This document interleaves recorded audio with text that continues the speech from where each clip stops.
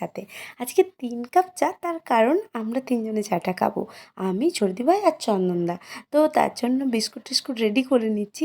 আর আজকে ব্রেকফাস্টে থাকছে ঘুগনি আর মুড়ি। তো সেটা এখন খাওয়া হবে না, একটু পরে খাওয়া হবে। এখন আমি চাটা উঠিয়ে নিয়ে চললাম হচ্ছে ওরা যেখানে বসে আছে ওখানে। এখানে বসে, বসে ওদেরকে আমি কাজ দিয়ে দিয়েছি। আদা রসুন ছাড়ানো, পেঁয়াজ ছাড়ানো। ভাইরা বলছে ওরাও এখন খাবে না, একটু পরে খাবে। কিন্তু চা ওরা খাবে না। কারণ ওরা বসে, বসে চিপস আর সকাল, সকাল বিস্কুট খেয়ে নিয়েছে। তো প্রচুর গল্প করছিল আর আমার খুব যে আনন্দ হচ্ছিল, তা আমার আজকের ভিডিওর কথা, সাউন্ড সব শুনে বুঝতে পারবে।